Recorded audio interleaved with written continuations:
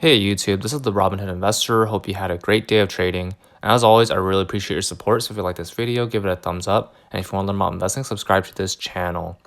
Today I want to talk about Pepsi stock, ticker symbol PEP. So Pepsi stock, they reported earnings before market open today. Make sure you stick to the end of the video for my opinion on this stock. So PepsiCo is $135 per share. Past year up 1.42%. Past 5 years up 40.71%. So capital appreciation isn't much, but it's very steady consumer staples company. Market cap is $187 billion. P/E ratio is 26, and dividend yield is 2.89%. In terms of analyst rating, 63% give it a buy and 37% give it a hold. So in terms of earnings, actual earnings per share was $1.32 versus $1.25, so it beat the expected EPS. Now taking a look at the PepsiCo second quarter results. So PepsiCo, it owns its subsidiaries like Lay's, Tropicana, Quaker, and Gatorade. So they're in the beverages and snack space. So in terms of the net revenue performance, second quarter down 3.1%, year to date up 1.7%. Foreign exchange impact on net revenue, second quarter down 4%, year to date down 2%. So you can see a lot of this change is relatively minimal. That's the nature of a consumer staples company. It doesn't fluctuate much, and they're very steady. So even during turbulent times like current climate, it doesn't move much.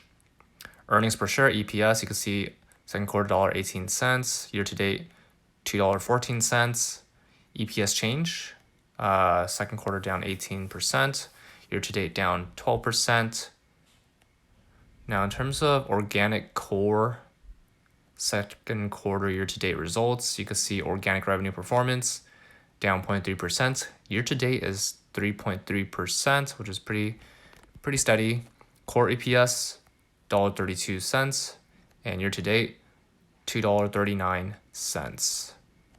Scrolling down a bit, this is just a couple quotes from the CEO. Overall, very positive. He put a lot of positive spin on their business, and you can see that their global snacks and food business definitely did better than their drinks and beverages category. There's still very uncertain times, and they don't have a financial outlook for fiscal year 2020 at the time, but they're still very liquid and flexible with meeting needs for businesses. So it's good to see that Pepsi doing their part and doing relatively well during these times. Now, in terms of the second quarter 2020 performance, based on category breakdown, so Frito-Lay North America, GAAP reported change of 7%. Quaker Food North America, GAAP reported change of 23%. PepsiCo with the beverages down 7%. Latin America down 17%. That's a pretty significant double-digit dip. Europe down 9%. Africa, Middle East, South Asia down 1%. Asia Pacific, Australia and New Zealand, China region up 10%. So good to see that kind of growth in that international business. Overall total down 3%. So you can see a lot of growth in Frito-Lay and Quaker, as well as the Asia Pacific, Australia, New Zealand, China region.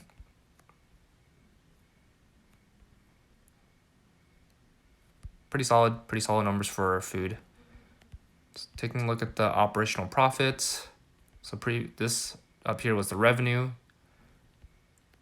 Taking a look at the operating profit. Frito-Lay North America, 2% up 2%. Quaker Foods North America up 55%. Wow, it's very significant. Pepsi Beverages down 42%. Latin America down 22%. That's a pretty significant dip for both Pepsi as well as Latin America. Europe up 3%. Africa, Middle East, and South Asia down 75%, which is that business in that region took a significant hit. Asia Pacific, Australia, and New Zealand, and China region up 63%. So very similar to the previous chart. You can see that the operating profit, very well in Quaker Foods, Frito-Lay, and also the Asia Pacific, Australia, and New Zealand, China region. Overall total down 15%, earnings per share down 18%.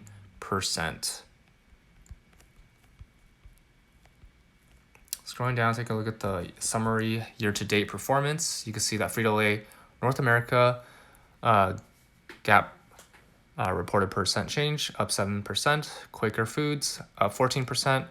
Pepsi Beverages North America, I'm guessing that's either stagnant or they didn't report that. Latin America down 8%. Europe down 1%. Africa, Middle East, and South Asia up 2%. Asia Pacific, Australia, and New Zealand, China region up 8%. So a total of up 2% gap in terms of revenue. So very similar story. You see growth in Frito-Lay and Quaker Foods, as well as APAC. Let's see, taking a look at the profit year to date. Seems like it's the same story. The food businesses, Frito-Lay and Quaker, see some growth. There's some dip in PepsiCo beverages, Latin America, increase in Europe, down in Africa, Middle East, and South Asia, and a nice jump in Asia Pacific, Australia, New Zealand, and China region, 49%. Now in terms of corporate unallocated expenses, up 38%. Overall, total down 10%. In terms of operating profit. Now, in terms of guidance outlook, like I mentioned before, in terms of they're not really applying any guidance or outlook due to all the uncertainties, and it's hard to predict during these times and climate. So, but they do see their a core effective tax rate of approximately 21%. And total cash returns to shareholders of approximately $7.5 billion, which is quite a bit, comprised of dividends of $5.5 billion and share repurchases or buybacks of $2 billion. So it's good to see that Pepsi is returning cash to shareholders, and when they buy back their shares, it shows that they're confident in their business. Now the company does expect a 3% point foreign exchange translation headwind to negatively impact reported net revenue. So that's pretty much the press release of their earnings report.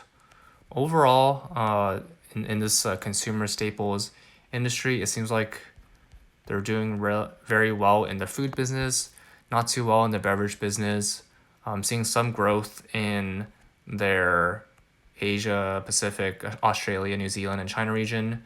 It's a pretty solid consumer staples company. I do have a small position, about, let's see how much, $3,116, which is 1.15% of portfolio. I'm up 14% on this position. I don't plan on increasing my position anytime soon, but I do have exposure to it through ETFs like the Vanguard S&P 500 ETF. And I plan to continue holding my position because I think it's a good, solid dividend stock. And yeah, plan to continue holding. Don't plan to increase my position. That's all for this video. What are your thoughts on PepsiCo? Comment down below. Remember to use my referral links below, and both of us get $20 for using personal capital or free stock for using Robinhood. If you like this video, give it a thumbs up. And if you want to learn about investing, subscribe to this channel. See you in the next video.